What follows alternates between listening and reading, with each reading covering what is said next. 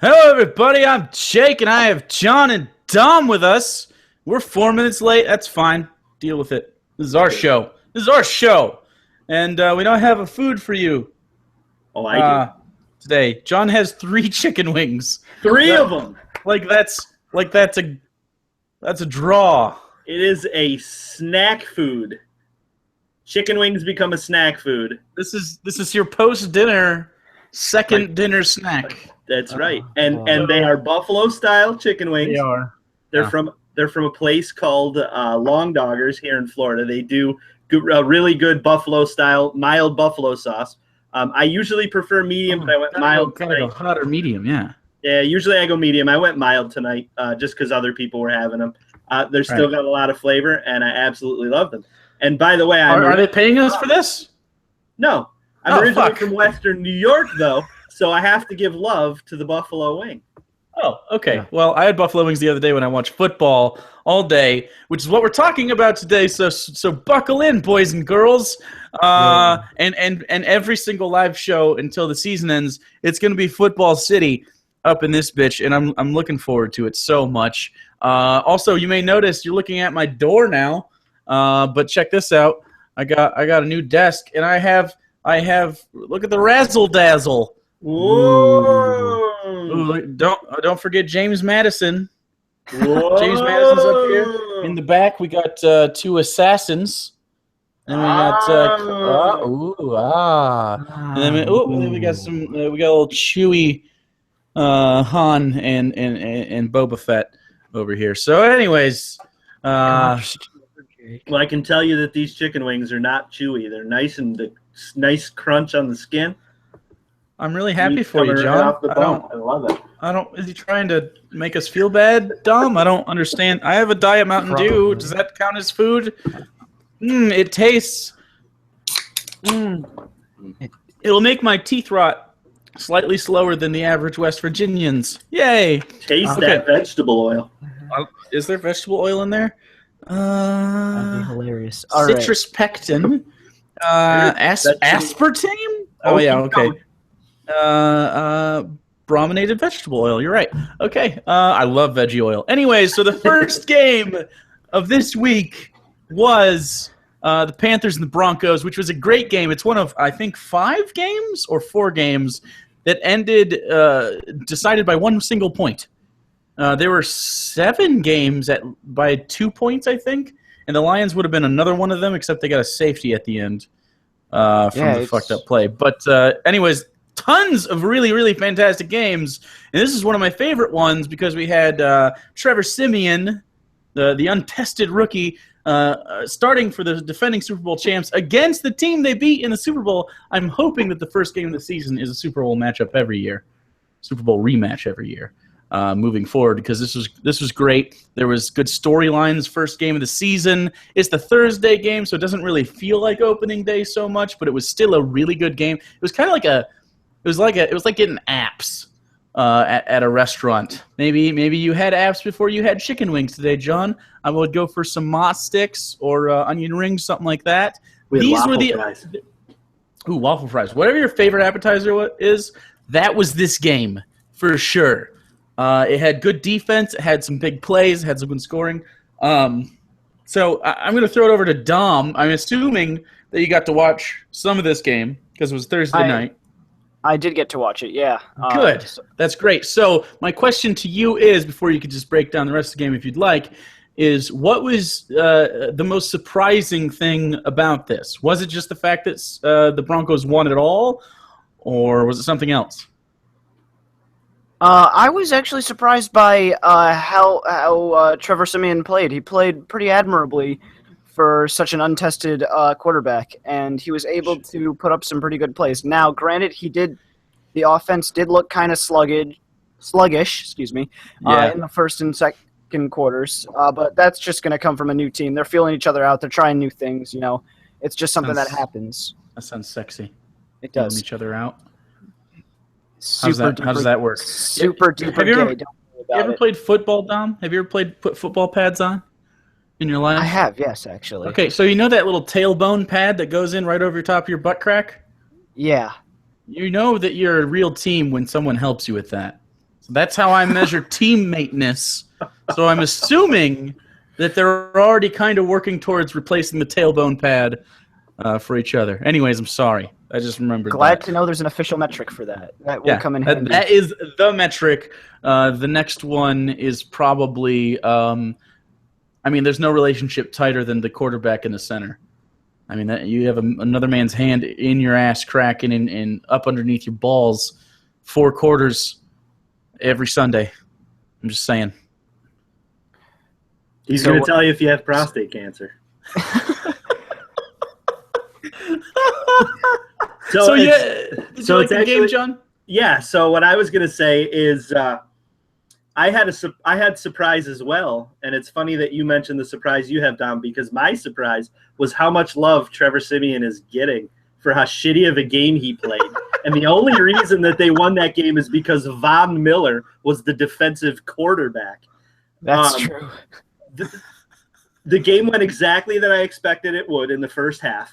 And they officially should have lost that game. I mean, Graham Gano got actually frozen with a timeout. I cannot believe it actually worked. Yeah, it's so rare. And in fact, on freezes like that, the statistic says that a kicker is 5% more likely to make the kick after being frozen than being frozen. So to see him make the miss, make the no kick and then miss the freeze never happens. Yeah, it never happens. I never see it anyway. He clearly pulled it left though after he almost clanked it on the. So I think he just overcompensated. Yeah, it looked like so the freeze finally worked, but in my head the Panthers outplayed the Broncos plenty. The entire first half. Right. Yeah. No doubt. The second half though, it was all about line control. What the quarterback and the linebackers were doing became inconsequential in the second half. The Broncos controlled the line of scrimmage the way that a Super Bowl winning team should, and that was really what ended up putting them in the position to win. Yeah, also, I'd say so. Cam Newton didn't have the greatest night of his life. He obviously did take that helmet-on-helmet hit, which was pretty brutal to watch. We're going to get to that. Yeah. We might as well talk about it now. Yeah, well, I was just going to throw out some quick numbers. Trevor Siemian went 18 for 26 and 178 yards. Cam Newton went 18 for 33 and 194 yards. So on a technical level, Trevor Siemian outplayed Cam Newton. But obviously, that's pretty inconsequential as to their comparative talents. Cam Newton's obviously still a superior quarterback. I'd say Cam Newton's probably if that's a quarterback battle, he's probably winning that. He got fucking wrecked all game. I mean, and not just a little bit. For those of you who don't know, the rule is if a player leaves their feet, it's called launching. If they launch towards the quarterback and hit their helmet with their helmet, usually it's the crown of the helmet that really matters, this part and up. Not the face mask is usually considered a football play where, that can happen. The foot and face masks stick out a little bit. But if you hit it with the crown of your head, it's a big deal, especially the quarterbacks, because the quarterbacks are where the NFL makes their money. They make the big plays. There's only a few there's probably 20 real NFL quarterbacks in the league. And then there's 10 of them who we just don't know every year. And that just is kind of how it is. And teams can win with or without them, but consistently the top 20 are in the top 20. So he just got – I count 4. It could be as low as 3. It could be as high as 6. Big-ass hits. And he only got called for 1. And then the intentional grounding on the same play negated that, which I disagree with. I think if there's a personal foul, it should take precedent. Agreed. And because it's different. A personal foul is different than intentional grounding. Yep. I understand, but he intentionally grounded because of the personal foul. So, Jake, when I said we'll get to that, that was exactly to a T where I was going with this. When you have a situation where a spearing penalty is going to be called, and it was clear on that play that he was getting headhunted. I mean, it was disgusting. It was a gross play. I hated watching it. even though I watched it over and over again. It was a pretty fantastic spectacle to see Cam Newton just his legs fly out from under him. But it was an equally fantastic spectacle to watch a referee, or I think it was actually the back judge, standing like 8 feet away from the play and not calling a spear. And then them calling the intentional grounding. And exactly where I was going with that is if you have an intentional grounding call, but the quarterback got speared, that should be the equivalent of a tip pass. Well, fuck, if you let it go. If it doesn't have anything to do with the play, I think if you have like a holding call and then it's roughing the passer, I think that should still be counted, especially if it's an egregious roughing the passer and not just like a bump. If it's a personal foul level roughing the passer, if it's something that you would give someone called a yellow card in the NFL, then it should be given yards or at least the down. Like personal fouls are automatic first downs. They should at least get that. And Lou has joined us from somewhere. Where are you at, Lou? Oh, would you look I'm at in that? San Antonio. San Antonio, Texas. Not very far from his home, but in a hotel nonetheless. The hookers and the blow have expired, and now it's just him. Are you eating chicken wings as well? Come on, Lou. No, In-N-Out Burger. In-N-Out Burger. Oh, I want that. Okay. I'll For definitely those who haven't had excuse In-N-Out Burger before, Yeah, just Animal fries, right? a few things to add. It's absolutely disgusting that a play like this went the way it did. Fucking Donald. What? Nope. Donald. Lou was talking about his food, Oh, and you went all Italian mother and just cut him right the fuck off because you had something in it. We give Lou a goddamn second, Dom. Donald has all the best words, and he want to make sure they all get in there. We'll go right to you. I wanted to hear the In-N-Out Burger wisdom. God damn it. God. I didn't realize there was just gonna- something to be added to In-N-Out. I was just going to say, for as good of burgers as they make, their fries are fucking terrible. Like, I hear never the thought fries is the way to go. Yeah, but I mean that's just the same shitty fries with cheese and meat on top of it. It's still the same shit That might foundation. be why. That might be why people recommend them, though, is because they're shitty fries. But if you dump the other shit on there, it's like, yeah, I'll do that then. I guess, sure. What animals eat cheese? Like that doesn't even make stuff, sense. cheese and onions. I don't Yeah, know which by the what way, it if is. you've never had In-N-Out Burger and they ask you if you want onions, and I do like onions, you don't just get, and I don't know if you can see this, you don't just get a couple of pieces of onion. They give you a cross section of an entire onion. So when you eat one of you their can see like burgers, the life rings like a tree trunk. and this is a double, so I ate like an eighth of an onion in this good. right now. I'm gonna feel terrible in about 2 hours.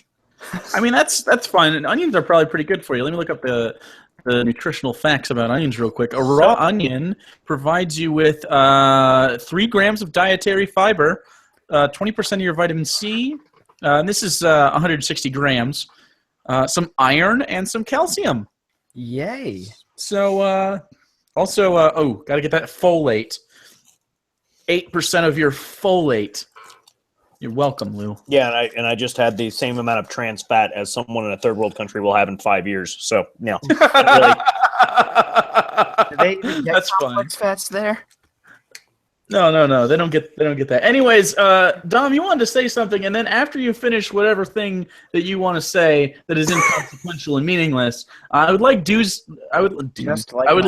take on the head hunting, air quotes, of the Denver Broncos towards Cam. So go ahead, Dom. So the Broncos organization, especially Marshall, actually has had to come out and they've tried to do damage control, but they've done the damage control in the worst way possible by outright denying it. Denying the head hunting? Denying the head hunting. Marshall on D. We're not dirty. So take that with an enormous grain of salt because it was pretty clear for anyone who was watching that they were gunning to get Cam Newton out of the game. Okay. Dom, how do you feel about that? It makes me, I was actually rooting for the Broncos in this game, honestly. Everyone was saying that they were gonna collapse into a heap but I pulled for him, and then to see him pull a stunt like this, it's not in the spirit of the game, and I didn't. It is if you're an Ndamukong Suh fan. Oh God, he could stomp the balls with the best of them. Lou, do you think that's reasonable? Do you think that they should just own it, or look? Football is about hurting people. It's your job as a defensive player to try and knock someone out of the game and end their career. No, I'm not sure what you guys. I'm not sure what you guys have talked about so far. I do. The one thing that I thought was a little egregious. The one thing that I thought was a little egregious in the game was there on the.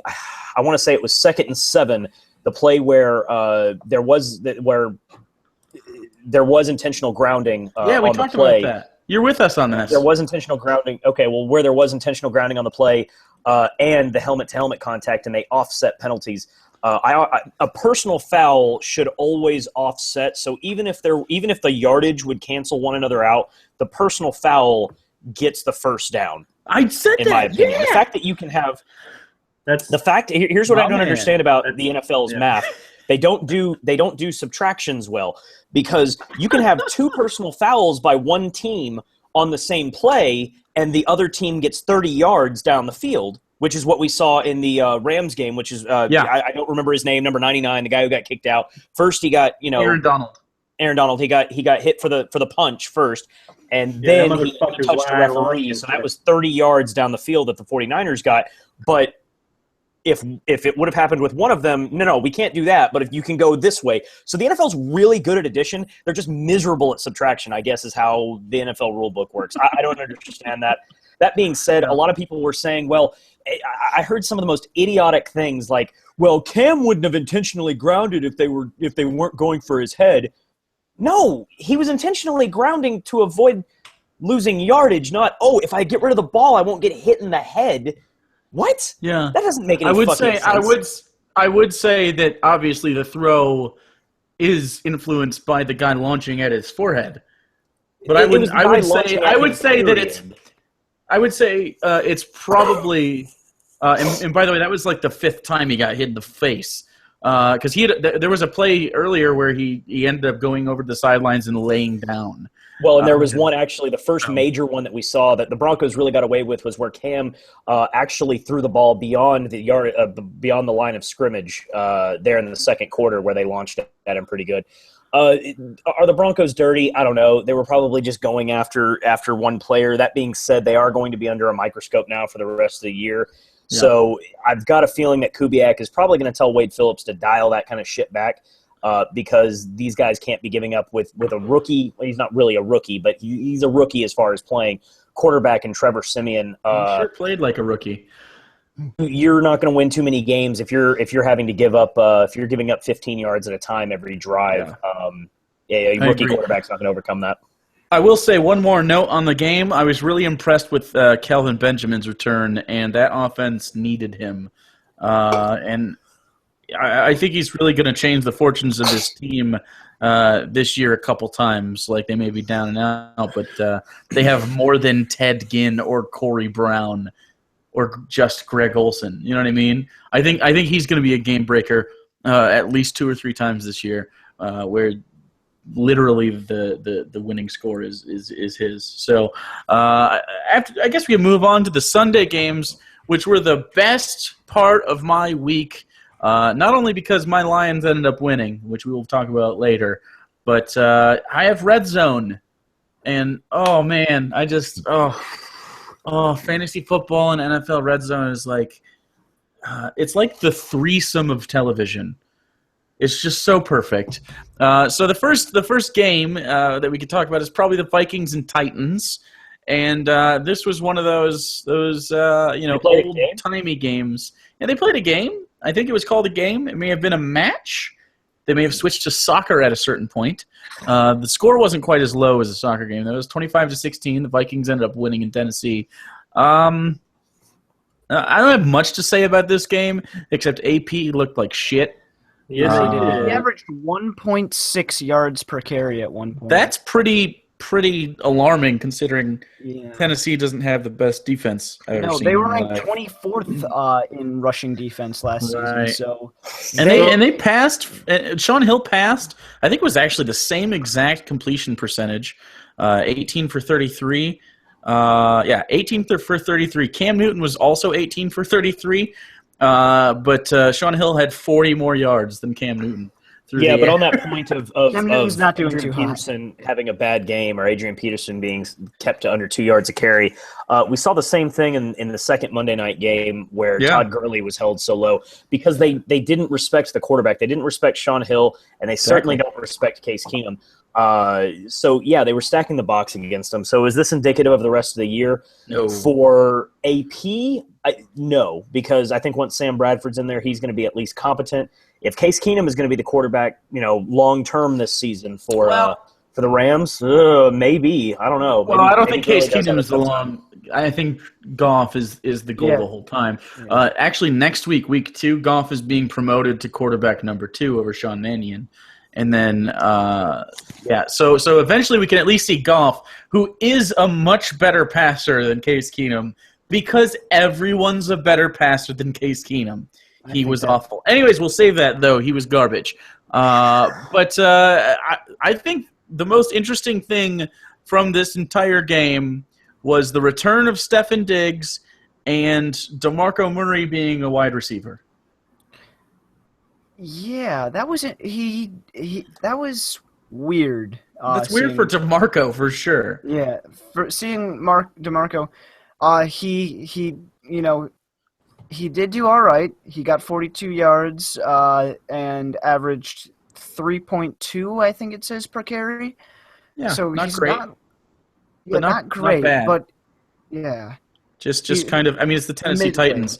Yeah, he caught 5 passes, though. He's the second leading receiver as far as catches are concerned, for 35 yards and 2 touchdowns. He was the only person to score points besides Ryan Suckup, the kicker.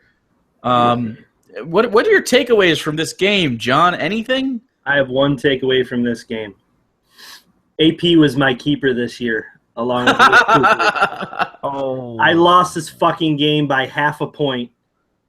I lost my fantasy game scoring 215 points. I lost by half a point with AP scoring 6 total points. Yeah. Fuck AP. That's my takeaway.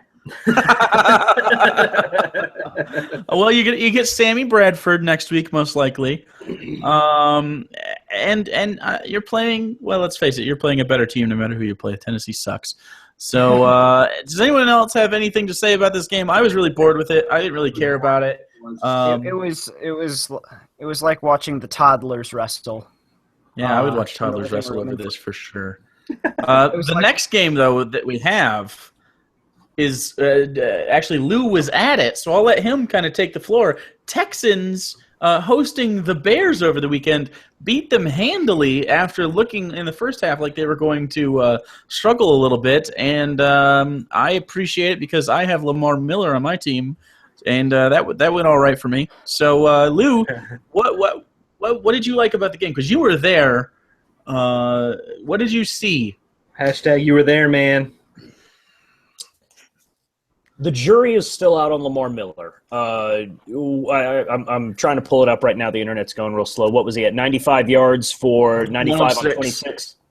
28 attempts, 106 yards for a 3.8 average. He also caught 4 balls. Only 11 yards on the 4 balls. Didn't look particularly good from the line of scrimmage for the amount of carries that he got. He got to that number because of the attrition. To be fair, nobody else did either. There was Alfred Brew, Tyler Irvin, and Jay Prosch also carried the bar. And, of course, Brock Osweiler, but it doesn't really count. They all had 1 carry. None of them did anything as well. So if Will Fuller can learn to catch a ball, Will Fuller dropped 2 touchdown passes, one of which should have been a 75-yard touchdown. Immediately after the Bears field goal went out there, it was a touchback to the 25-yard line. Will Fuller should have caught that ball. I made the sucker trade of all trades by trading him away to Dom for Dante Moncrief. Will Fuller is going to be somebody in this league. He's available in 60% of ESPN leagues. If he's available in your league, pick him up. He's going to be something special. He's definitely going to be the Texans' deep threat. Brock Osweiler, aside from one poor throw, aside from the interception that he had in the first quarter, he threw behind DeAndre Hopkins on a slant route by about a yard. He puts that in front of him, and DeAndre would have had a 15-yard gain. Really impressed with Brock Osweiler. Again, the Bears, so I'm really reserving judgment right now, but still fairly impressive. The Bears rushing offense, fucking disaster without Matt Forte. The Bears are. I was actually at the game with some customers who are Bears fans, and I asked, is John Fox really there to fix this team, or is he just picking up a paycheck? And they agreed with me. Let's face it, John Fox had nothing to do with getting the Broncos to where they were. That's why John Elway got rid of them. That was Jack Del Rio who got the Broncos to where they were. That's why he was able to get the Raiders job. So no, don't expect anything to change anytime soon in Chicago. You're in for the long haul, Chicago. There's 3 situations in the NFL where I think that 2 superstar players put together is actually creating a problem.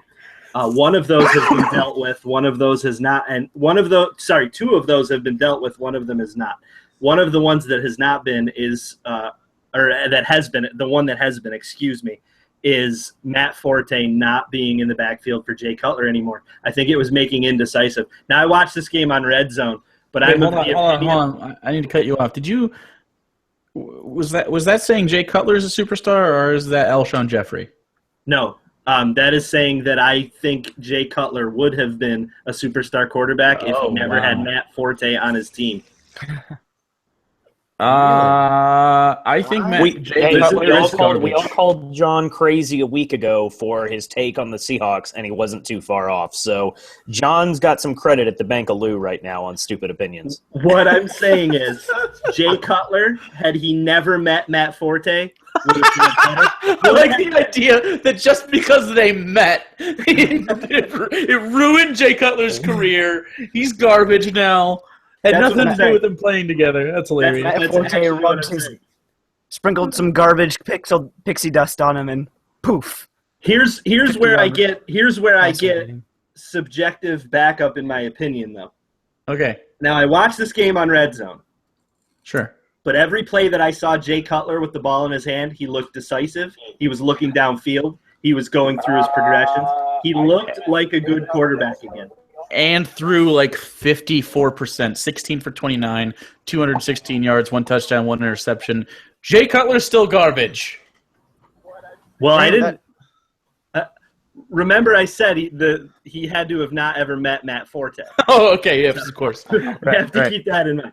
What I'm saying is, if Jay Cutler's ever going to make a comeback, it's going to be partially because Matt Forte is no longer in the field. Because I think the 2 of them together caused Jay Cutler to be a lot more indecisive than he actually is. I say my biggest surprise of this was that Will Fuller got more targets than DeAndre Hopkins. It was 11-8. Yeah, that was interesting. That's surprising to me.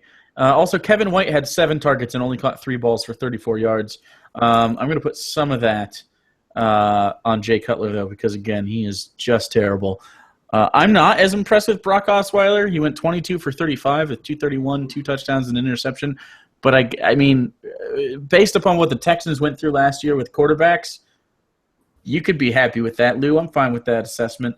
Let's face it, with Lamar Miller in the backfield, all you need is a guy that's not going to lose you the game. Those numbers are not going to lose you the game. Pretty much. No, I mean, he's super durable.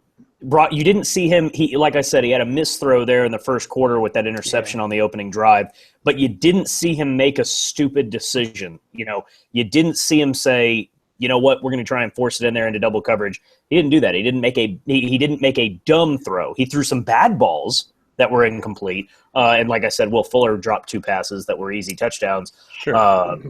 But he didn't say something that I just said to myself, man, what is that guy doing? That was dumb.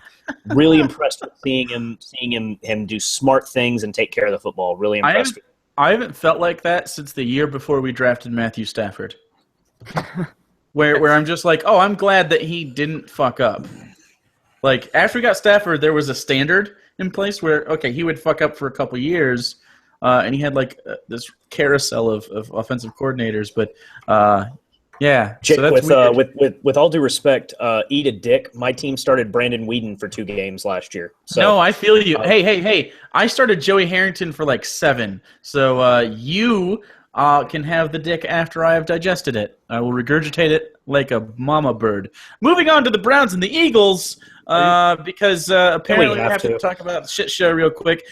Biggest story out of that, RG3 broke his fucking shoulders. His non-throwing shoulders, left shoulder, I believe. But he's on the IR for at least... I read about shoulder fractures, and they say it takes 6 weeks. I'm hearing 11 weeks for him. What is that about? I think they're just done with him already, which is it's weird. The NFL is done with him if it's going to be 11 weeks. If he's going to miss that much time, there's no way he comes back. His career's done. His career's done. The Browns are going to be in a position to get the Browns are going to be in a position to get Deshaun Watson or somebody like that in this year's draft. So that's what they want to do. So I think he's done. Yeah, I don't know. I think Carson Wentz played well. He didn't play great. He had 278 yards, but he threw 37 passes, only connected on 22 of them. But he had 2 touchdowns. Jordan Matthews dropped the first pass of the season, which I'm not surprised about because he is garbage. He has a catch rate of 50%, which is Jordan Matthews' numbers. Can you – okay, so he had 14 targets, caught 7 balls for 114 yards and 1 touchdown. How do you keep throwing the ball his way after 7 drops? He's like – Dez Bryant, Antonio Brown, but like a possession receiver as far as targets is concerned. But he has the hands of like just the I don't know who's bad at catching balls. Peyton Manning? He's got terrible hands. He's garbage. I don't know why he's on. Nelson Aguilar was the best player on that team the other day. Like, and he only caught. I mean, he had 5 targets, 4 catches, 57 yards, and a touchdown. I think Carson Wentz, though, is. I really like him in the pocket. He was moving around, but his eyes were upfield. He wasn't looking to sprint, and that's weird for a young quarterback. And I didn't expect that from him in Philly. But again, it was against the Browns. There wasn't a ton of pressure on him. There was enough to make it interesting, but. I think moving forward, he might be the guy. I think he looks like McNabb in the pocket, but white and from Dakota. I had my reservations about Carson Wentz, but if he put up 278 yards and 2 touchdowns, if he can do half that against a good team, man, he might be the future of the Eagles franchise, honestly. Half that against a good team. So 144 yards? Is that what we're looking at? I don't know what that is. It's not a lot of yards. It's metaphorically. That's not a metaphor. How is that a metaphor? If you can do half that? No, that's division. Half. That's division, Dom. God damn it, Dom. Anyways, does anyone else have anything to say about this except Dom? The Browns look like shit, and I was actually surprised because I expected their defense to look a lot better than they did. Yeah, I don't like them. Corey Coleman's going to get targets there, but he only had 2 catches on 5 targets. Terrell Pryor, they're saying, is the guy there. I don't know. I'm to the point where they ask him to go and throw a couple. Right, no shit. Stay away from the Browns if you don't have a fantasy league. Every once in a while you'll get burned because someone's got to score a touchdown. Like, Gary Barnidge didn't have a catch. No. Gary Barnidge didn't have a catch, and Robert Griffin was the quarterback. I don't know what to tell you there. I'm just saying. That probably would have cost me my fantasy game if A.J. Green didn't net me 40 points. McCown's coming in, though, and he used Barnidge a lot, so maybe he's fine. Moving on and away from the god-awful Cleveland Browns, moving towards the god-awful Buffalo Bills and the god-awful Baltimore Ravens. That was a terrible game. That game totaled 20 points. I don't ever want to see either of these teams play again. Sammy Watkins looks like he's hurt for a little while, like last year. It's probably going to be the same thing as last year. Tyrod Taylor looked like shit. Joe Flacco looked like Joe Flacco. And Terrence West got the most carries. Yeah, elite as fuck. This was a boring game, and I don't really care about it. Nothing surprised me about this game at all. Everything happened like it was supposed to happen. I guess maybe Tyrod playing as poorly, but he was 15 for 22, but they were just such short routes, so he didn't get any yards. So I guess that's really it. He played fine as far as his efficiency is concerned, but nobody made any plays because kind of the point of that offense is we move the sticks and then someone makes a play after the catch, or LaShawn McCoy breaks one off. No one broke anything anywhere. It was just nothingness. I guess Steve Smith caught 5 balls for 19 yards. That's borderline impossible, right? Yeah, the stats for this game look like they played in a hurricane. Yeah, it was fucking weird. It doesn't make sense to me. I don't understand why that is either. But again, this was another game that I caught the highlights on Red Zone, and when a game is this low scoring, there aren't a whole lot of them. No. So when I did see the Bills on the screen, the whole offense just looked lethargic. Yeah, it looked like they were trying to play small ball, but that nobody wanted to actually touch the ball to move it anywhere. It was odd. It was like watching a game of professional hot potato. It was just.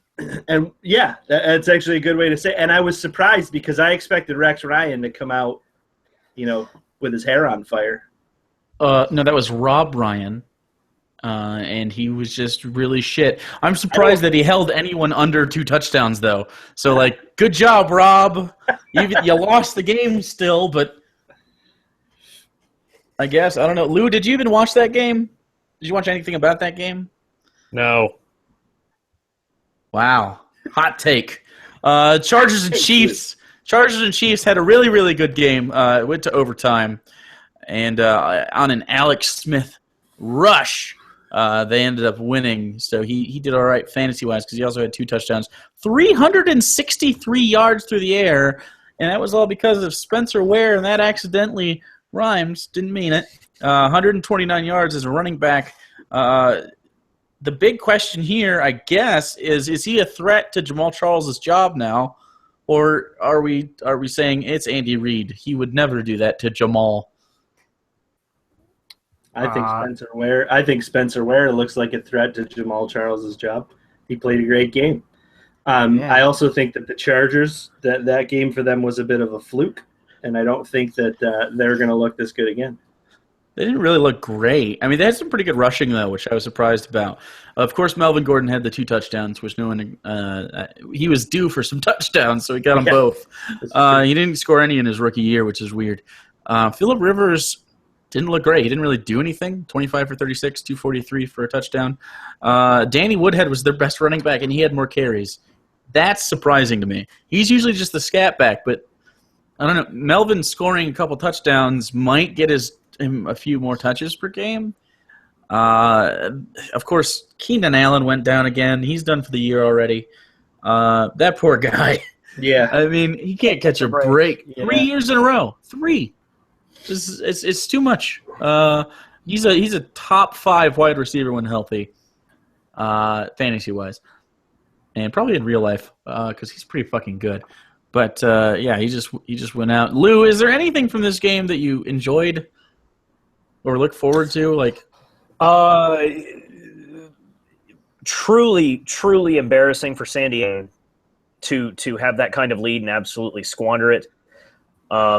Really thoroughly impressed, not only with the running attack, but also with Alex Smith. I mean, I said that the Raiders were going to take the division this year, but based on what we saw yesterday, it's obviously going to come down to the Raiders and the Chiefs this year.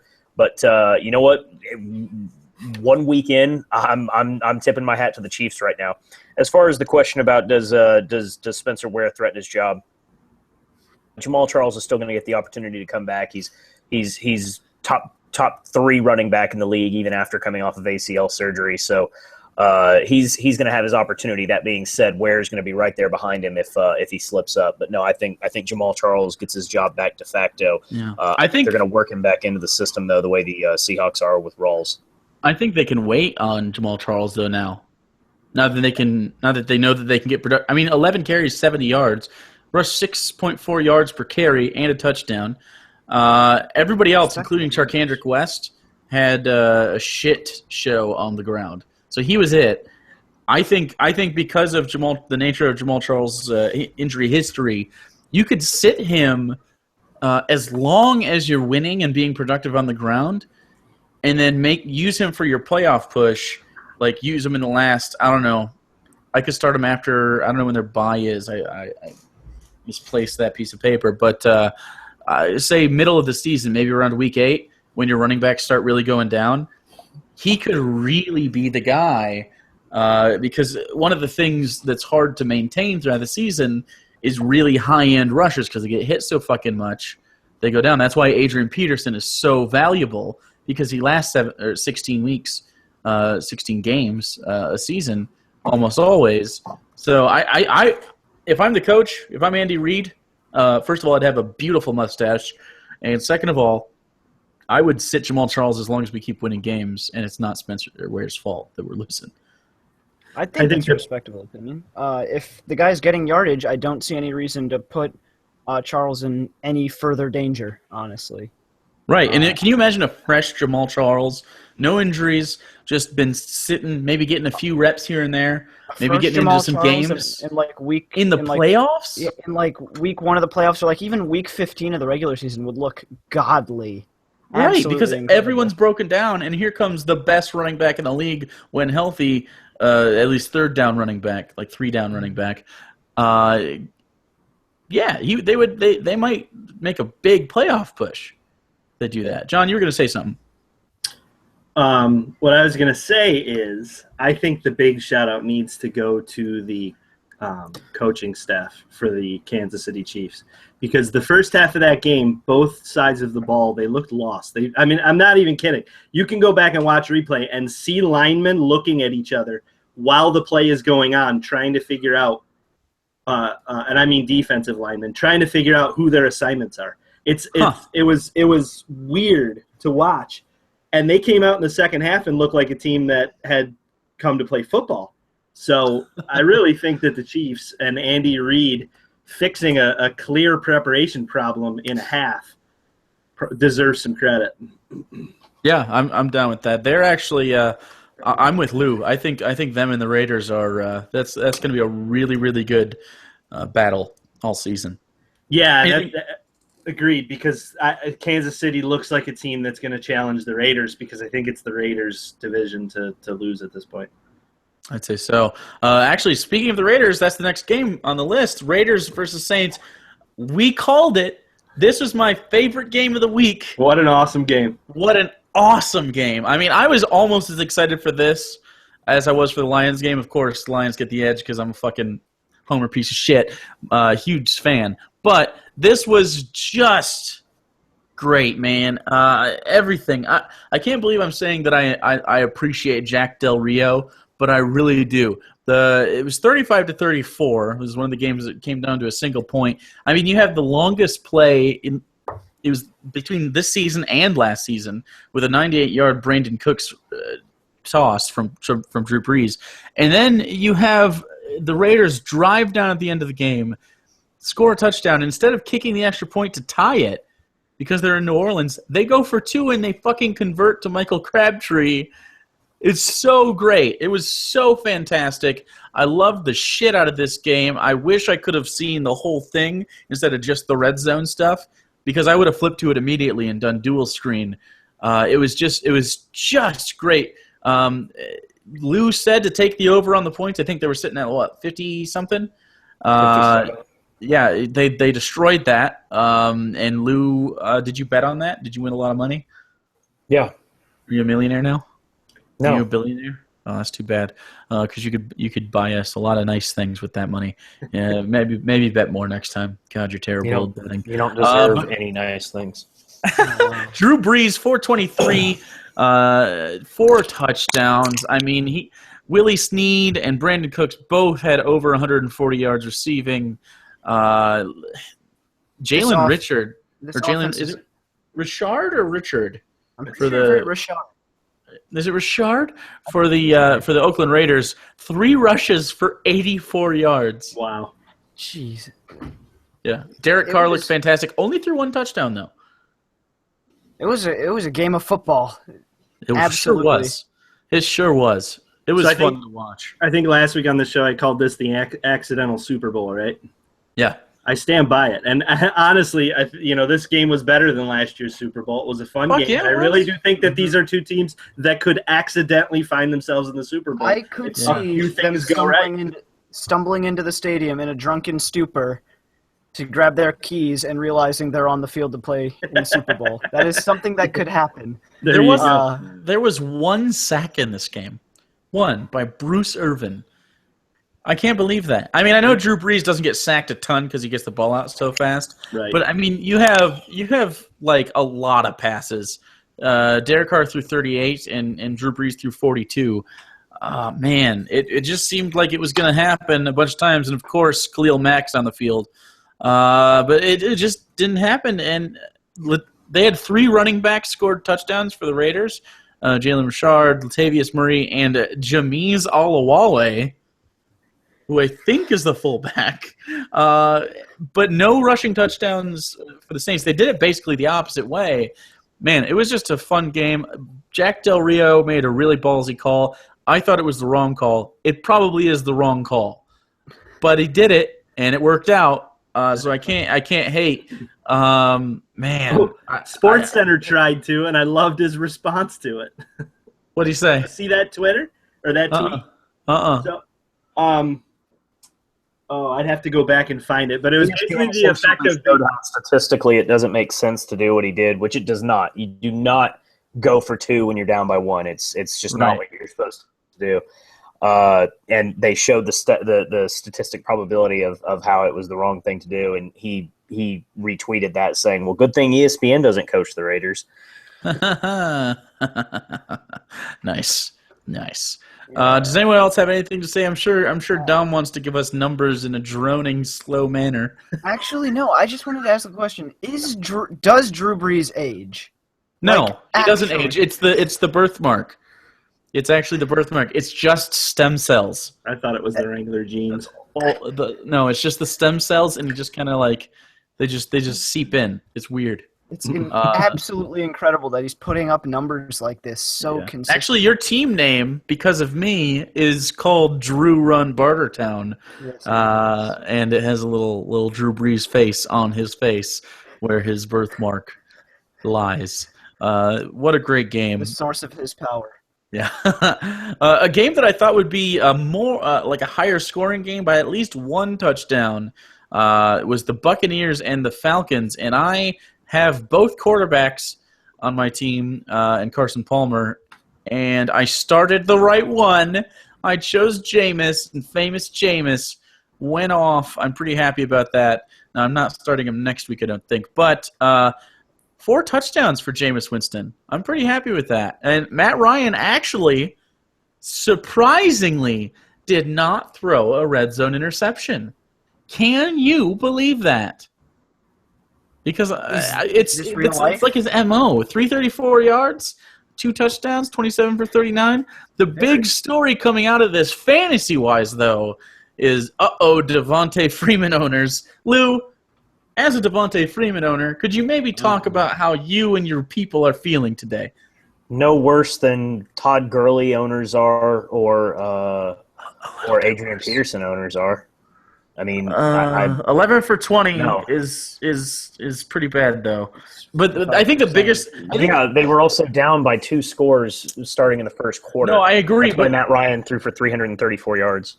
Right, but I think the bigger concern, Todd Gurley fans and owners, and I'm one of them. The thing about Todd Gurley, and one of the reasons I kept him, was because there's no competition in the backfield. Tevin Coleman had 8 carries for 22 yards, not much better, a whole yard per carry better. But he also had 5 receptions for 95 yards, which was the big jump. On 6 targets, Devontae Freeman had 4 for 4, 20 yards. So it looked like, because Coleman is healthy again, it looks like it's going to more of a split. I would not be surprised if Devontae came out in a week or 2 and destroyed a team, because last year he could show that he could do it. I mean, he was easily the best running back in the league last year, fantasy points wise. That first one came out and it was kind of like you fought it. and I liked it. Do you hold your sneezes? Does anyone hold their sneezes? Caveat here. No? No? I had an ex-girlfriend that would hold her sneezes, and it drove me nuts. You're still going to want to sneeze if you just hold it. Because it's got to come out, man. It just comes out a little bit like instead of. But anyways, Mike Evans also, I don't know how many drops he had. He has a maximum of 2 opportunities for drops, though, because he had 7 targets and 5 catches, 99 yards, and a touchdown. 1 point away from giving one lucky Mike Evans owner in our league an extra bonus point. But Mike Evans looked better this year already, I think. Now, this is a small sample size. It was against the Falcons. But that dude was a drop machine last year. Absolutely. But Jameis Winston actually pretty much carried the Buccaneers. He was very efficient, too. I liked that. He threw like 70%. He just and he got into the red zone, and then he finished. It was pretty spectacular play all around. Tell me about how he finished, Tom. Why do you have to make everything Tell me about how sex? John. Tell me it's not about sex. Just tell me how Jameis Winston finished. And your mom. Oh, come on! I'm not black. All right. Also, he's younger than me and more successful. Shut up, Dom. Anyways, moving on to the next game, the Bengals and Jets. One of the best and one of the worst color rush jerseys in the league, according to the new leaks. Well, I got their official today. They leaked yesterday. But another one that ended with a 1-point deficit. I was surprised that AJ Green went so nuts with Darrelle Revis there. Dom, is that a pamphlet or what do we got going on there? Is that a no smoking? Don't smoke in the apartment, or not the apartment, the hotel room there. He said, Dom, he was talking to Lou. Oh, yeah. I was like, sorry, Dom. I don't know. I was just touching it. Yeah, it's no smoking. Okay, make sure you don't do that. Anyways, it's very distracting. I'm not going to lie to you. Poor Lou. Who was a fan of that game? I think Andy Dalton was surprisingly good. I think that game was overall a pretty good game. Ryan Fitzpatrick, though, looked shitty. Looked not good. Mega shitty. And Forte looked all right. I was actually surprised with Forte. Dom, I keep saying Dom. I'm looking at Lou and I say Dom anyways. Dom, get out of my head! Anyways, Lou was not convinced to Matt Forte's feasibility in that offense because of the targets and stuff to go around, but it seemed fine. He rushed really well, 4.4 yard per carry average, which is good for him. Brandon Marshall had 8 targets and only 3 catches, though. That was surprising to me. He's like the best receiver on the planet any given Sunday, and didn't work out. Darrelle Revis, though, got exposed and lit up. AJ Green only missed 1 target. He caught all the rest of them. 12 catches. And for that, I'd like to give him my personal heartfelt thanks because his reception percentage was so good. He net me 40 points in our PPR league, and that made up for the fact that Gary fucking Barnage didn't even touch the ball. I'm going to blame RG3 for that one. You paragon. You're a volcano of personality, Dom. A volcano. A fucking Vesuvius of just boisterousness. And I just want to thank you for your including us in your personality. Lou, how did you feel about this game?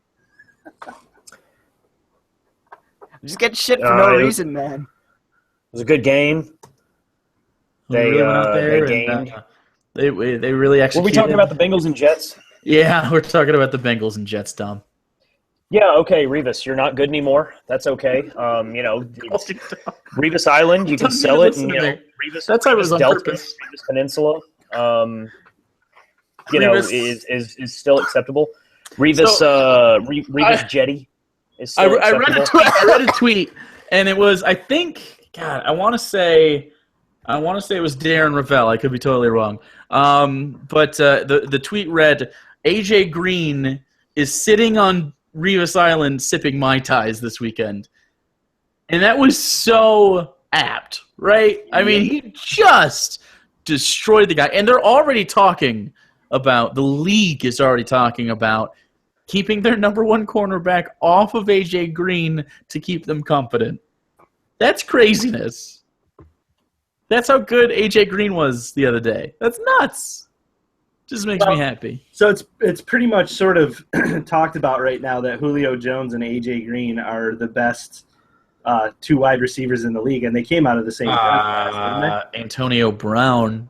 All right, I'm talking about technically good receivers. What? Route running. A.J. Green doesn't run crisp routes. Anyways. All right. Well, I wanted to get into it a little bit because I during the Buccaneers-Falcons thing, but I never got the opportunity to. Oh, Julio? Yeah, well. Yeah. Well, there's a thing about that because I think Julio Jones makes Matt Ryan a worse quarterback. Is this the Calvin Johnson effect? Yes. God. Yeah. Did they waste a lot of? I didn't watch a lot of the game because it was on Red Zone and I didn't come to my area. It was a East Coast thing. I'm on almost the West Coast, so I didn't see a ton of it. When I did, it was Jameis Winston throwing dimes. So I witnessed the Calvin Johnson effect, obviously, firsthand a lot. Right. Yeah, they waste a lot of first downs on deep shots or second downs on like 20 to 30-yard bombs, and it's like, I don't think you should. Yep, and that's exactly – and that, by the way, is the quarterback situation. That was one of the three that I was talking about, and that's the one that hasn't been taken care of. And I don't think it will because a team getting rid of Julio Jones is probably one of the stupidest moves you can make. But I stand by that. I think Matt Ryan would be a better quarterback without Julio Jones. I think maybe it's an offensive coordinator's job to make it not suck. Yeah, because we've seen, like, remember Tom Brady with Randy Moss. He was a better quarterback with Randy Moss. But it wasn't because they were only throwing bombs. Those are just the ones we remember because it was so ridiculous. But they were working every play to set up the bombs. And they were picking their spots. They were just taking shots because sometimes we'll go up and get it. So, yeah, I actually agree with you. I don't know if Matt Ryan is – he's not the most physically gifted guy in the whole world. Like, he doesn't have a cannon. He's not crazy accurate. He's not super tall or super fast or super strong. He's just consistently there. 0 to 15 yards. That's where he should be throwing the ball. Yeah, I tend to agree with that. I mean, occasionally, of course, you got to take the top off. Of course, you got it. Yeah, I mean, Mohamed Sanu was my favorite receiver of that whole game by far. He had 5 for 80 and a touchdown. Now, Tevin Coleman, the running back, of course, had 95 yards through the air. But Julio, yeah. I don't know. He still got a touchdown. He still looks nice in fantasy, especially PPR leagues. But and I think by the way that us going back and spending that much time on the Buccaneers-Falcons game tells us we can probably move on from the Bengals-Jets since that's where we actually were. Yeah, no shit. So Packers-Jags, our good friend, great friend. Everyone here really appreciates his input. Randy in our league, incredible Green Bay Packers homer. Incredible. Just no objectivity whatsoever. Thinks this is a flawless team that gave up 23 points to the Jacksonville Jaguars, who we thought were improving. But holy shit, if your team is flawless, they should trash the Jags, who won like 4 games last year. I'm not impressed with Green Bay, actually. I'm not impressed with anyone. Like, Aaron Rodgers threw for under 200 yards. Just very 2 touchdowns, no interceptions, of course, because it's Aaron Rodgers. Eddie Lacy looked marginal. He looked fine. Didn't look great. Randall Cobb had the most receptions and the most yards. 6 receptions and 57 yards. So if that's your best receiver that day, not doing great. The Allen brothers did their thing. They both were in the 70s, although Allen Robinson had 15 targets, but he runs all the deep routes anyways. I didn't like anyone from this game at all. I guess the only story from it really is that Chris Ivory went to the hospital before that, and he's out now officially. No one knows what was wrong with him, but he's fine, I guess. So no one knows if he's gonna start or whatever. T.J. Yeldon did terrible. So I don't know really what to say about this game. I was pretty bored. It was a close game. I don't know why I was bored. I think because the Packers pretty much had it tied up in the second quarter because they had the lead and never really gave it back because they just traded field goals for the rest of the game. Yeah, So, pretty much. Anyone want to talk about this game real quick? Aaron Rodgers did have a couple of good bombs in the first half, but other than that, it was. He had one really good play. I think it was to Parker. Did he catch that touchdown? Yeah. Oh no, Yeah, Devontae Adams, not Devontae Parker. That's the Miami guy. Devontae Adams, where he was kind of getting tossed to the ground, and he goes like this and just kind of flicks it, and he got the touchdown. That was one of those Aaron Rodgers plays where he just has this freakish good athleticism and pinpoint accuracy under dire circumstances, and it worked out. That was the best play of the game, and it was a pretty short one. So, Lou, did you have anything to say about this? Nope. You just want to drop a fuck Randy in there real quick? Nope. I'll do it for him. Nope. Randall's the worst human being on planet Earth. There you go. There you go. Much better. Much better. Love the fire, Dom. Love it. Oh, what else? What else? Who's next? We got the Dolphins and the Seahawks, which is actually a really good game, even though it was a total of 22 points. John, I'm going to let you go ahead because you're a Dolphins fan, and I'm sure that you're upset. So, John, please take the floor. So first, I would like to say that I tweeted Russell Wilson the other day after this game. Okay. And? Because Russell How'd that Wilson decided to say something really stupid about how his hard work paid off and how much he absolutely loved. Did you say that Russell Wilson said something stupid? I did. Sorry, John, I just Break don't it to you, believe John. that. Russell Wilson, who is my favorite NFL player Here's what in he the whole said. world. Just kidding. I would rather eat my own dick. I would rather cut off, cook, prepare with like a nice like white wine sauce and devour my own penis. Jake, you're not supposed to spoil the next Cooking with Jake episode. God. You're right. So here's what his tweet read. His tweet read, "Hard work pays off!" ! Hashtag no time to sleep. The number 2. That's fucking douchey. Let's face it. P.S. See you in L.A. Smiley face with sunglasses. Russell Wilson, I would like to tell you you're a douchebag. Here is my response to Russell Wilson, and I think it's apt. You didn't win that game. Kenny Stills lost it. Go drink your fucking nanobubble bullshit. Kenny Stills dropped a 75-yard bomb perfectly placed by Ryan Tannehill. And you know the thing was, he was probably so surprised that Ryan Tannehill threw a catchable ball that he was just like, I don't know how to do this now. Because Tannehill sucks garbage. Tannehill could not. 16 for 29, 186 yards, nothing else. Nothing else. Tannehill awful. could not have walked that ball down the field to Kenny Stills and put it in a better spot. You know, and Stills, traditionally pretty decent journeyman receiver. I think everyone is like, yeah, I'll have a Kenny Stills on my team, sure. Yeah. But he fucked that up bad. That team, he let that team down real bad. The rushing game looked awful. They didn't even they didn't do shit, man. Ryan Tannehill had the only score. It was a touchdown there. Didn't look great. So nobody on that offense really impressed me. Arian Foster, I guess, caught 62 yards worth of catches. He averaged Tannehill averaged more rushing yards per carry than Arian Foster. Dom, your mic went down again. Yeah, that's good to know, Robot Dom. I'd really like to hear more of your ridiculously boisterous takes later on. Lou, did you watch this game? Because No. You didn't watch this game at all? Is it because No. you hate Russell Wilson just like I do? No, I couldn't watch it. Oh yeah, you were at the game. You were at the Texans game. So here's what ended up happening with this game. This game was completely about defense, and I expected that it was going to be. I made a fairly bold call last week and said that the Seattle would be held to under 50 yards rushing and under 200 yards passing. Now, I was a little bit off on that. It was 258 yards passing and I can't click on the fucking box score to find out the rushing. It was a little over 100. Okay. Miami's defense did exactly what I expected, and so I'm going to just – Miami's defense held the Seattle Seahawks to 12 points. Yeah. I mean, they also left 10 points on the field.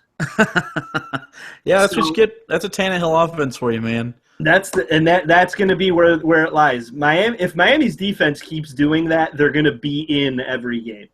But if the Miami's offense keeps doing that, they're going to lose every game by 2.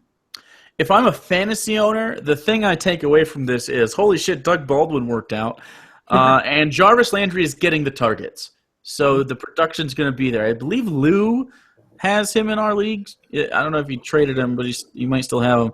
I think Landry is one of those guys where he has one of the highest ceilings in the NFL, but for a wide receiver 1 or 2, he's got one of the lower floors, if that makes sense. If you're in a standard league, he got you 5 points. If you're in a PPR league, he got you an extra 7, so that's great. But he's looked like he was going to break off a couple of them, but just didn't work out because that defense is really good. I'm not entirely convinced that the Dolphins won't win more games this year than last year, just because they actually looked competitive. Yeah, the defense looks competitive, and Tannehill does get streaky. Yeah, but Tannehill's percentages need to go way up. He's hovering around 50%. That's not going to cut it. No way. At all. Fucking all. Just garbage. So we got the next game. Ooh, we're getting closer. But this one's Dom's. Dom. Giants-Cowboys, buddy. Lost by a point. How does that make you feel? Divisional rival New York Giants led by the, dare I say, rivals you for personality, Eli Manning. How do you feel about this, Dom? Let's hear the heat. You tell me you got a hot take here. You could also mute yourself. That's great too. I appreciate that. I'm really looking forward to the. Your microphone died again, Dom. You're gonna have to go. You're not being able to talk. Well, maybe you'll go ahead and figure that out while I talk about how badly Dak Prescott played. It says on his thing 227 yards, no interceptions, no touchdowns either. But you look at it and you go, hey, that's all right for a rookie. And then you look at the passing attempts, 25 of 45. That's Tannehill. He's Ryan fucking Tannehill. That's not good. That's not going to get it done. I think Tannehill might be better, and I hope so because Dak Prescott's a rookie. There's a lot of upside here. He's pretty athletic. He, looked comfortable in the offense. Ezekiel Elliott didn't rush well. 51 yards. He had a touchdown at least, so he saved his fantasy owners there. 1 reception for 1 yard, though. I was actually surprised by the lack of involvement in the passing game, especially with the rookie quarterback. And he only had 2 targets. That was really surprising to me. Other than that, Sterling Shepard looked really nice. He only had 4 targets, but he had 3 catches, 43 yards, and a touchdown. Eli Manning was Eli Manning, he does well in the red zone, and good for him. But yeah, that's pretty much my whole take. And no, Dom, we can't hear you. I can just see your face moving, and I know that it's trying to make noises at me. You should leave and come back and see if that works. We'll be here waiting for you. Did anyone? Which one of you guys watched this game? Was it still an 11 o'clock game? So no, this was a late game, and I watched it at a Chicago-style pizza shop. So I'm not concerned about Dak Prescott. I think he looks like a quarterback who was asked to start his first game 2 weeks before the season started. Sure, that's fair. He had flashes. He had flashes of looking like he knew what he was doing. And frankly, the Giants' defense looked a lot better than I think anyone expected. So I'm not concerned about Dak Prescott. I think this game is not necessarily indicative of what the NFC East looks like. I think the Cowboys are going to look better. I think the Giants may have overperformed on defense a little bit, but they are expected to have a good defense this year. So it's going to be interesting to see moving forward. But I don't think Cowboys fans should be disheartened by Dak Prescott. I think one thing to take away from this, especially because it's the Cowboys, he had 45 dropbacks, 45 for rookie quarterback. no sacks. That's pretty all right. I think if you're a Cowboys fan, okay, I could deal with that. But they lost by 1 point, and that's not a very happy thing. Was it Victor Cruz that sealed the deal there? Well, it was Terrence Williams not knowing how to go to the right instead of the left. He ran inbounds instead of out of bounds to stop the clock. That was a problem, definitely. That's great. Dom, have you figured out your microphone yet? I would really like to hear. Have I? Yeah! There he is. Dom, don't shut up. All right, fuck you, Dak Prescott. Listen, man, I would forgive you. You're a rookie quarterback, but you lost by 1, week 1, to the fucking Giants, and I don't think I can ever forgive you for that. So, Dak Prescott, you are dead to me. I'm sorry. Wow, you sounded just like a New Englander. By that logic, Tony Romo has been an animated corpse to you for like 7 years. That's true. I mean, if that is your threshold for someone being dead to you. Troy Aikman lost games. Like, it's okay, Dom. It's okay. Believe me. You know who's still not dead to me? Charlie Batch. So if I can do it, you can do it, Dom. I don't know if I can forgive him. By 1. Okay, so would you rather have this? Would you rather have this or Brandon Whedon? Okay, that's not fair. No, just answer the question. Dak or Brandon Whedon? I mean, obviously Dak. Okay, Dak or Matt Castle? I'm starting to see your point. Dak and remember, that's or not a Kellen Moore? Remember, that's not a Bill Belichick coached Matt Castle. Right. From 2008. That's a Jason Garrett. Now, I will say, Kellen Moore did look pretty all right in the last couple games last season. And he hails from Boise State, which is just down the road from me. Big Blue. So everyone here just always talks about him like he's still relevant, but he's not. Anyways, Dan Bailey had a hell of a game. He had 13 fucking points. He had 21 points in our league, I believe. Yeah, so good I for actually Dan had Bailey. him. Yeah, good for you. You know, that was your homer pick, and it worked out. I think you also had Dak, though. My homer pick? I did have Dak, but I benched him for this game, which was the right decision. Here comes my turn. Hold on, let me stretch it out. Gotta get it. Damn it. Okay. My shoulder is actually a little sore from fist pumping in the air so much because the fighting Cooters, the mighty Cooterific Lions beat the Colts just like I said they would. And now I did say my crazy pick of the week was Matt Stafford will outplay Andrew Luck. And while Andrew Luck had more yards and more touchdowns, Matthew Stafford only missed 8 passes. He threw 39 times, hit 31 of his passes, 340 yards, 3 touchdowns, no interceptions.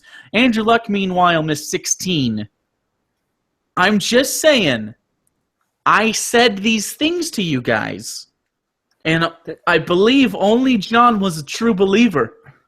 So the other ones will be your buses will be coming by for the concentration camp soon. Unless you convert quickly over to Cooterism. Jim Bob Cooter, by the way, is the offensive coordinator of the Detroit Lions. And finally, we have an offense that makes sense. John, it's the Calvin Johnson effect. Calvin's gone. Now they have to say, "Oh, I guess we have to play football again." They did. Yeah. Did you see how open that offense was the entire fucking game? Because of that, they don't just double cover a guy and then stack the box. Because that's all they were doing, double covering one guy and stacking the box. Guess what that does? That leaves you hopefully Calvin Johnson. That's why Theo Riddick was open so much last year. That's why he caught so many balls.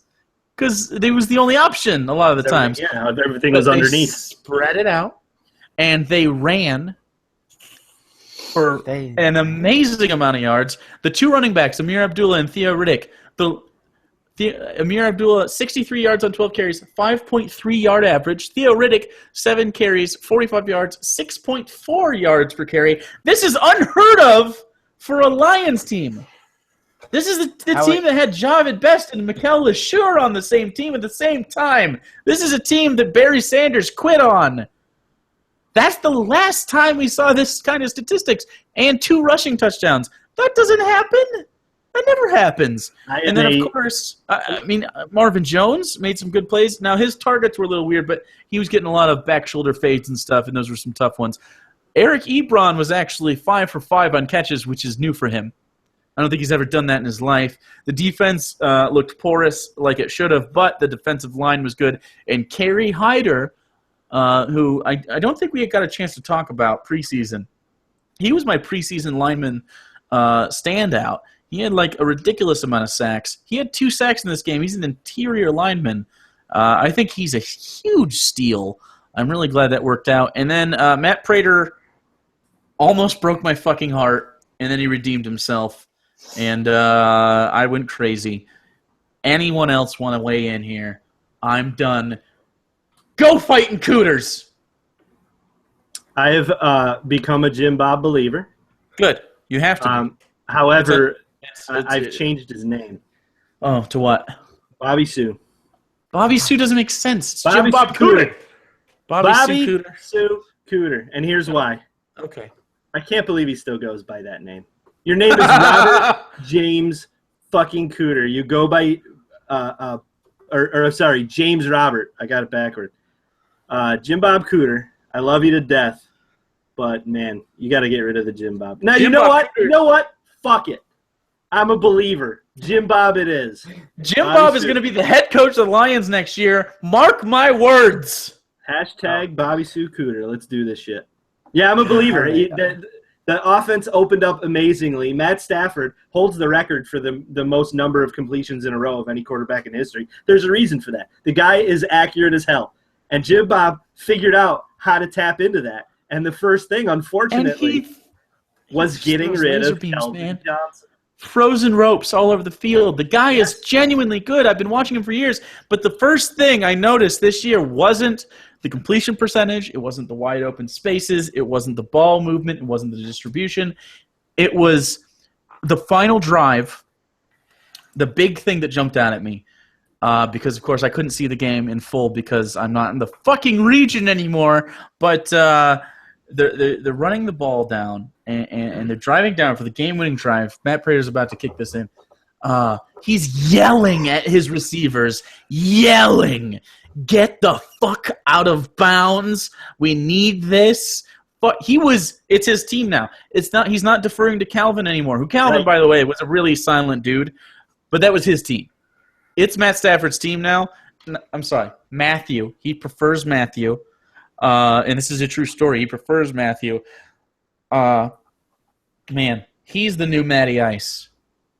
I was loving to see the emotion on this, as he's walking up to those last several plays, and it was such a good shot that even though he yells "Get the fuck out" as he's pointing to the sideline, telling Marvin Jones, how the hell does Marvin Jones not know to get out of bounds? Marvin Jones, he's telling him and he's just going, "Get the fuck out!" Actually, I will say I disagree with Matt Stafford there. Stafford wanted another shot at the end zone, and you could tell. He was like, "I'm beating luck. I'm going to beat this motherfucker." You know he's thinking that. You know it. I know he wanted another shot. I wanted Marvin Jones to stay inbounds, run the clock down more, call a timeout with 3 seconds left. They ended up calling it with like 13 and then running another play where he just threw it out of bounds, which I thought was fucking weird, which I didn't like. I was worried about an intentional grounding play. But as far as all that, Matt Prater missed a fucking extra point right before that. And, Jakey, my heart palpitated quite a bit. I was not very confident there, and then he started driving, and I was like, "Oh, we got this! Holy shit, we got this! It's gonna work out. Everything's gonna be fine. It's gonna be good." Jake, you can calm down. And then Matt Prater, he did the Prater things, minus the meth. It was great. And then I thought they were gonna find a way to lose it because it's the Lions and the end of the game play where they throw the ball around and do the sideways lateral shit. We end up getting a safety on accident, so the score looks a little bit further than it should. But, man, I was happy about that. Anybody else watch that game besides John? I I caught the second half, and oh boy, Are you a Cooter believer? It's tough not to be after what he did to that offense. It looked like a well-managed team, honestly. Isn't that weird? I'm not used to it yet. I'm hoping this goes more than 1 week. More than 1 week, and then I'm be like, all right, I'm getting a tattoo, I guess. Of Jim Bob Cooter. I said this to my buddy Nick on Sunday, and I'll say it again here. It is so funny to me how similar the Dolphins and the Lions paths seem to be through the NFL. They just always look like the same team, including having the same fucking starting quarterbacks. Yeah, it's pretty great. So, Lou, do you want to tell me I'm an idiot yet, or are you going to be a Jim Bob Cooter believer? I didn't tell you were an idiot. I know, but I feel like you want to. Whatever, man. We're good. What? Some I don't know. Dom. He went up against. All right. Yeah. Dom officially has more personality than someone. How did that happen? I don't know. Apparently, apparently, ignoring that, I am so hurt. I have tons of personality. I can tell you about the various species of gray, or the species of beetle native to Malaysia. All these things. Wow. I'm sure your favorite color is beige. You're just a fucking wealth of excitement. Let's move on to the Patriots-Cardinals. I know Lou watched that game. Lou, give me your official Lou breakdown of the Patriots-Cardinals game, por favor, senor. I don't know what major players to the defense the Cardinals lost, considering they have all 11 starters returning from last year. They even got a guy from New England. It was genuinely, when you take into account playing at home against a guy who has never been a factor in the NFL, and Jimmy Garoppolo, who for all intents and purposes, he's basically just a third-year rookie. To go out there and play like that, really just completely piss poor. Their defensive front looked miserable. Julian Edelman rivaled Larry Fitzgerald. It's just that Fitzgerald was getting his receptions out on the goal line and not out in the middle of the field. Edelman looked fantastic. Really a piss poor showing by the Cardinals defense, and I don't know if this is a sign of things to come for them. I don't know if it was week one jitters or what it was, but if I'm someone that took the Cardinals defense and I wanted to ride that for the rest of the year, I'm not feeling too confident.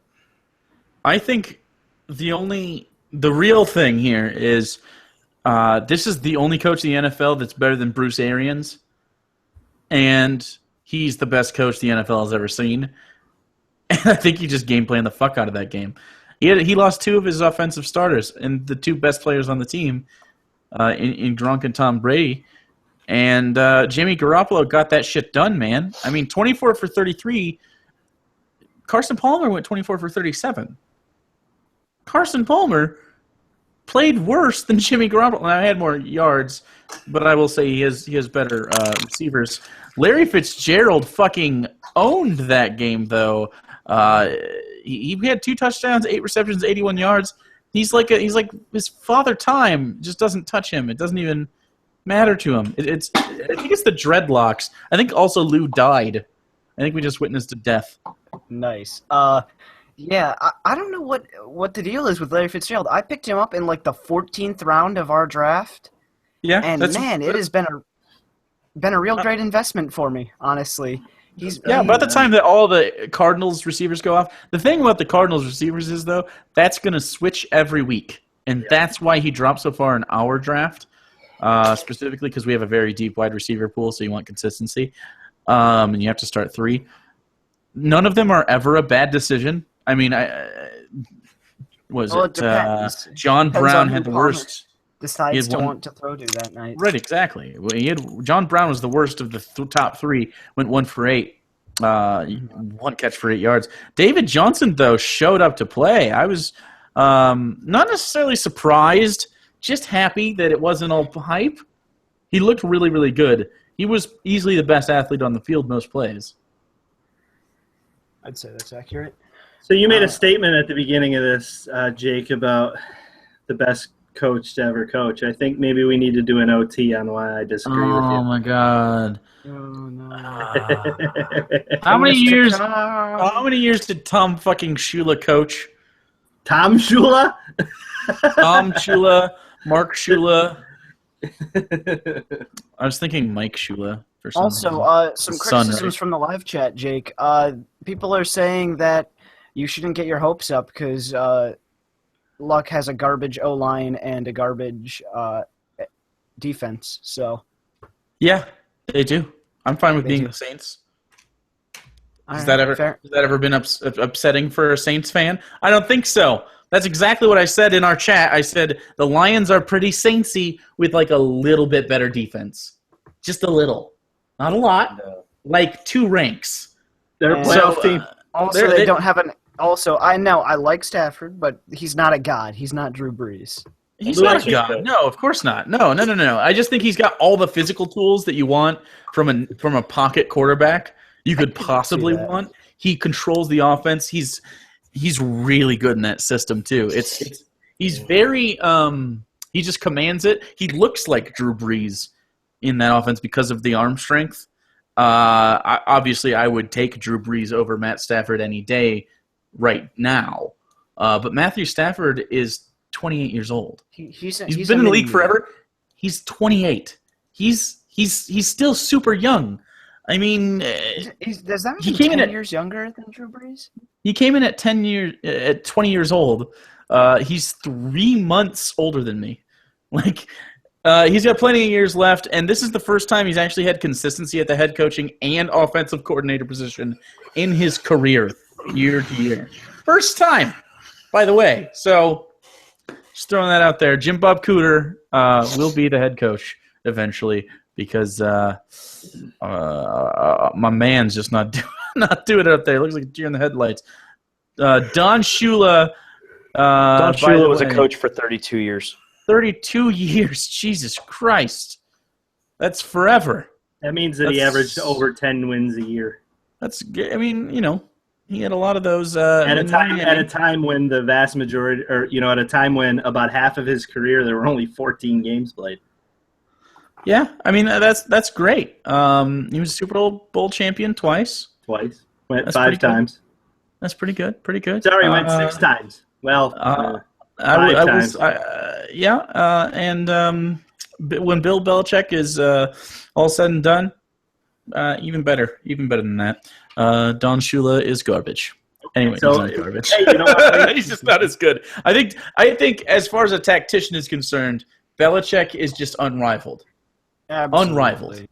There's nothing like Don Shula didn't have the sophistication. And that's not his fault. That was just a product of the times. That's like saying Joe Lombardi is up there with Bill Belichick or Don Shula. Or Vince. Vince who? Vince Lombardi? Who did I say? You said Joe Lombardi. Oh, that's his son that was the offensive coordinator last year until Jim Bob took over. Jim Bob! Anyways, Steelers, Redskins, that was a shit show.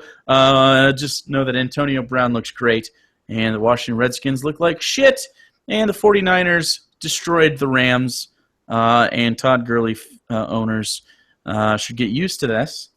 He's going to have to break off a big run every game to be really, really effective. I still think he's going to be up there just based on usage. But next year, pretty much when Goff gets in there, that's when I start getting excited about Todd Gurley. I don't really have anything to say about these 2 games other than I guess I'm surprised the 49ers played as well as they did, and Blaine Gabbert looked fine. The Steelers-Redskins game, that was boring. Dom, I think maybe you need to appreciate Blaine Gabbert a little bit because I think you're about the same age. And you need to know that that's where you could be if you applied yourself. Lou thinks that Blaine Gabbert is one of the better looking quarterbacks in the league. Do you still stand by that, or now that Jimmy is a starter for 4 weeks, is he now the best looking quarterback in the league? Lou, a little preview, by the way, of what our March Madness is going to be about. We're going to go best looking athletes this year. Lou, you've made a pretty good stance on Blaine Gabbert with his jawline and his nice hair, but he did cut it. I'm gonna go Jimmy Garoppolo because he looks like the type of guy that I want to be when I grow up, and I don't think it's gonna work out for me. So Lou, can you kind of put a cap on this?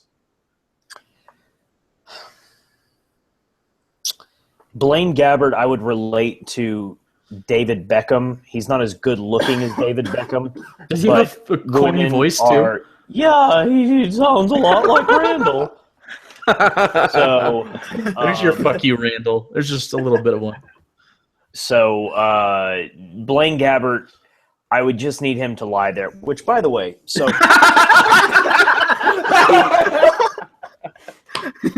the family next door to me, there are certain things that get better as you make them louder. Rock and roll, sex, yeah.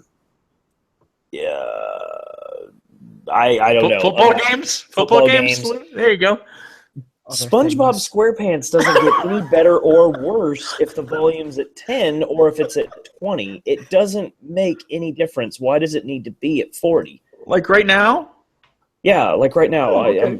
I've been listening to SpongeBob for the last 30 minutes. Like, I don't get how the show is improved by being louder. Maybe they're high. You know? Maybe it's one of those things. I think that would make it far less enjoyable. Not if it's shrooms. But how do you feel about Jimmy Garoppolo then? How does he stack up? Jimmy Garoppolo's football or sexually? Sexually, of course, obviously. Oh no, he's an exceptionally good-looking guy. I mean, it's just that. I mean, the problem is he's there with Tom Brady, and I mean, it's you know what it is. If you go back and you look, I think his name was Danny Weldon, the guy who played Wolfman in Top Gun. He was an exceptionally good-looking guy, but you're sharing screen time with Val Kilmer and Tom Cruise. You're gonna be third banana. You're gonna be third chair behind those guys. So by comparison, he kind of comes off as a little meh. So it's unfair for Garoppolo knowing that Tom Brady's waiting there behind him, which actually, wow. Oh my God, that image. Wow. Gotta take a second. That got me going.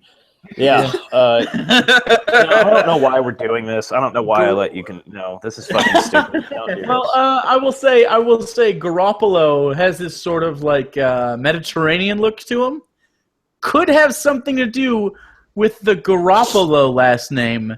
Sounds a little Grecian. Dom, is that a Grecian name? I don't know. We conquered them and razed the place and then left. Fair. That's a fair point. So would you burn his house down then? You Italian scum? I think Jake just alt-righted me. Yeah. Never got him back.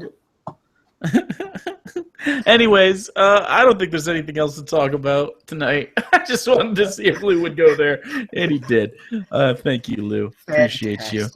Yeah, we actually are going to do that during March Madness, though. It's going to be a lot of fun. We're going to talk about, and it can be male or female. It won't matter. I think we're going to tier it by success, though. So Tom Brady is a 1 seed, but Jimmy Garoppolo is going to be, a 16 seed maybe. But he could totally diaper dandy this shit. I'm looking forward to it. I'm really looking forward to it. We'll compile the group of 64 eventually, and we'll let you guys go out and we'll vote every week. And early predictions are based on the way I see seeding working out.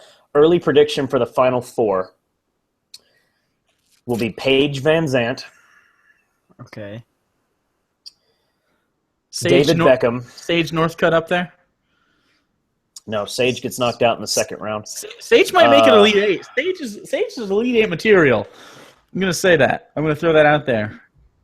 I'm not gonna. Cam Newton might make a. He's our chocolate man. He's got nice teeth. He might make a surprise in there. Or Michael Crabtree, best teeth in the game. So. Just throwing that out there. I don't know why I keep doing this. I don't enjoy it. I haven't had fun in weeks. I have no reason to play I have no reason to play fantasy football anymore. I don't know why I'm here. What am I doing? For this really, really great profile shot of you being disheveled. I love it. Anyways, side note, Cooking with Jake has officially launched. If you haven't checked it out, it's on this channel. Every week of the football season, including the Super Bowl and the playoffs. Probably not the Pro Bowl. Fuck the Pro Bowl. I'll do a Pro Bowl thing. Gonna do a recipe every week. Next week, of course, it's gonna drop Sunday morning, so you can go out with the fam, grab some groceries, and make it for your Sunday game. Because you should emulate everything I do. And they always will be inspired by the two teams that are playing. Just depends on which teams I pick. Anyways, for Lou, John, and Dom, I'm Jake, and we all have monosyllabic names. So we're very easy to remember. And we also have distinct facial hair, except for Dom, because he's a child. That's right. I am a child. There's nothing Can't really you can wait add on until to you that. get crest. Just crest right over that little hill with the 18 on it, and then you're mine. Anyways, That's the thing. It's like you won't want it anymore. It's like once the Olsen twins were 18, it's like, oh, they're just drug addicts. You know, it's like it wasn't. yeah, no, I don't know. Drug addicts. It wasn't anything anymore. Just Dom will just be like, oh, I'll get him once. I'll get him once, and then just discarded. Discarded. You mean nothing to me, Dominic. Anyways, you people have a wonderful night. Stay classy.